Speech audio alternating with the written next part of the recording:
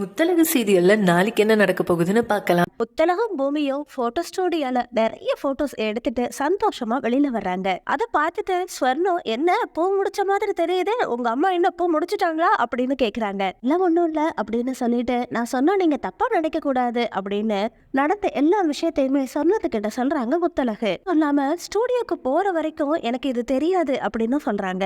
இதை கேட்ட ஸ்வர்ணமும், இதுதான விஷயம், எனக்கு இதை கேட்ட உடனே ரொம்ப சந்தோஷமா இருக்குது. ஓ, இதுதான விஷயம், என்ன சொல்லி இருந்தா போகும்போது வெளியில திஷ்டி போட்டு வச்சு அனுப்பியிருப்பேன் அப்படின்னு சொல்றாங்க. இவங்க 3 பேரும் சந்தோஷமா பேசிக்கிட்டு இருந்தத ரெஜினாவும் அஞ்சலியும் தூரமா இருந்து பாத்துறாங்க.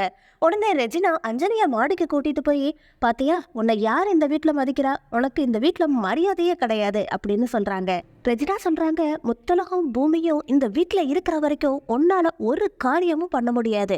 இந்த சைடு படியேறி வந்த முத்தழக பார்த்து ரெஜினா, அவ்வளவுதான், இனிமே உன்னோட வழியில இந்த முத்தழக குறுக்கு கூட வரமாட்டா அப்படின்னு கோபத்தோட சொல்றாங்க. இதை கேட்ட அஞ்சலி, அம்மா என்னதாம்மா பண்ண போறீங்க அப்படின்னு கேக்குறாங்க. முத்தழகு மாடி ஏறி வர்றப்போ அந்த கார்பெட்டை காலால இழுத்து விட்டுறாங்க ரெஜினா. உடனே முத்தழகு சறுக்கி விழப்போற நேரத்துல கரெக்டா அங்க வந்த பூமி முத்தலாயும் பிடிச்சிடுறாரு. மட்டும் இல்லாம அங்க பயத்தோட நின்றுட்டு இருக்க ரெஜினாவையும் அஞ்சலியையும் பார்த்து முறைக்கிறாரு.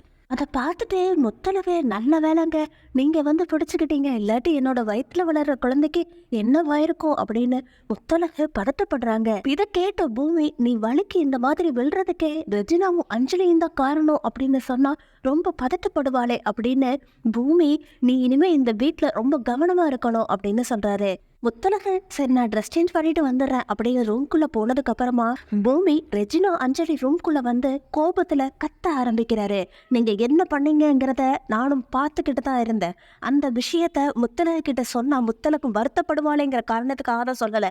இன்னொரு தடவை இந்த மாதிரி ஏதாவது பண்ணீங்க, கண்டிப்பா உங்களை இந்த வீட்டுக்குள்ள விடவே மாட்டேன் அப்படின்னு கோபத்துல பூமி சொல்றாங்க. பூமி போனதுக்கு அப்புறமா அஞ்சலி ரெஜினா கிட்ட, என்னமா திடீர்னு இப்படி பண்ணிட்டேன், இதை பார்த்துட்டு எனக்கே பயம் வந்துருச்சு அப்படின்னு சொல்றாங்க. ரெஜினா அஞ்சலி கிட்ட, பாத்தியா அந்த பூமி என்கிட்டயே எவ்வளவு திமிரா பேசிட்டு போறான்னு, 5 நிமிஷம் கழிச்சு வந்திருந்தானா இந்த வீட்டுல நடந்திருக்கிற நிலைமையே வேற அப்படின்னு ரெஜினா சொல்றாங்க. தெரியாம அஞ்சலி அந்த இடத்துல காலை வச்சு கால் இடறி கீழே விழுந்துடுறாங்க. ஓன்னு கத்திக்கிட்டு கதறி அழுகிறாங்க வலி தாங்க முடியாம அஞ்சலி. உடனே பேச்சு ஸ்வேதாவை கூப்பிட்டு, நிறமாச பொண்ணு கீழே விழுந்துட்டா, செக் பண்ணி பாருமா அப்படின்னு சொல்லிட்டு ஸ்வேதாவை செக் பண்ண சொல்றாங்க. ரெஜினா, ஏன் பொண்ணு யாரும் செக் பண்ண வேண்டிய தேவையில்லை, ரெகுலரா நாங்க எந்த டாக்டர் கிட்ட பார்ப்போமோ அந்த டாக்டர் கிட்டே காமிச்சுக்கிறோம் அப்படின்னு சொல்லிட்டு கார்ல அஞ்சலியை கூட்டிட்டு ரெஜினா வெளியில போயிடுறாங்க.